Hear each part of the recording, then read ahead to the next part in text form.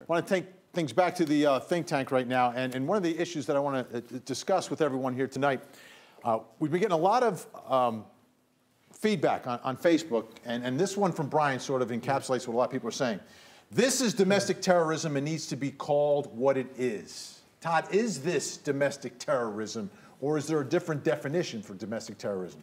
You can't argue that people were terrorized. I mean, we're terrorized watching the video, let alone what it must have felt like to be there. But there is a definition of terrorism that's important, and that's a politically motivated violence.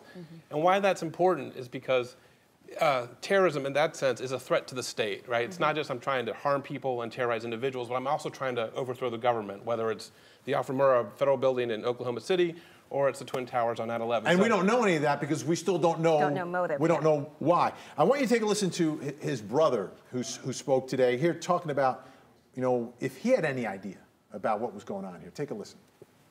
We just don't understand. It's like I said, an asteroid just fell out of the sky. And we have no reason, rhyme, rationale, excuse. There's just nothing. Nothing. And obviously, and it's been about 10 years, right, Natasha? You're right. They've been estranged, haven't spoken for 10 years. But I'm curious, he had all these guns, 42 guns. Vinny said it earlier.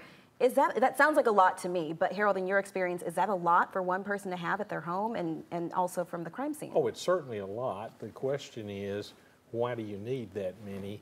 And how do you get them? Well, that's easy to do. Anybody in this set right here could go and we could buy a gun a day and no one would say anything. So I'm not as much worried about that he had that number of guns as his ability to modify those guns. This guy knew what he was doing. Most of us couldn't do that. You know, something else came up today, and Doctor, I want to ask you about this. We found out more about his father. And his father has a little bit of a history. It was a bank robber, escaped from prison, was on the FBI Most Wanted, and was diagnosed as a psychopath. We got feedback on that as well when we were talking about it. Eileen said, what does the father's actions have to do with him? And Doctor, I ask you, does it have anything to do? And he was estranged from his father as well. But is there any connection there? Quite possibly. Well, we know that there are a lot of times genetic cursors and precursors for a lot of the behaviors that we tend to see. They might not all manifest themselves the same way, but we tend to recognize that there are certain precursors that are genetic. And then also, the father died recently, which could have been, again, a set-off point for him. He may have emulated or maybe even idolized this father figure who was a rogue and a criminal. But I would like to actually get back to this other point as well, which is about the stockpiling of weapons.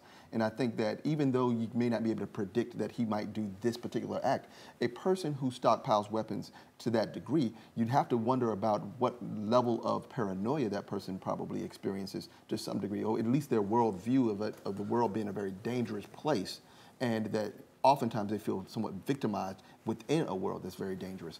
And so those are I think, good signs that maybe there is a concern to be had about an individual. All right. Hold it right there. We're going to see after the show if you guys can stay. We may go back live on Facebook. We'll see if you guys can do it. In the meantime, again, tonight, we don't want to lose sight of what really happened out there, and we are going to continue to remember those who lost their lives in Las Vegas.